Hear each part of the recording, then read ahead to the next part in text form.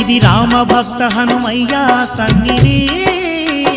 కొలిచే భక్తులకెల్లా ఇదియే పెన్నిది ఓ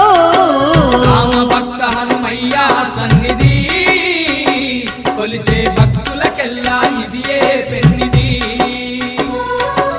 పవిత్రమైన క్షేత్రం ఆ పవన కుమారుని నిలయం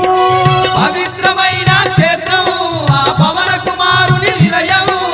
అవనిలో పుణ్యధామం శ్రీ ఆంజనేయుని ఆలయం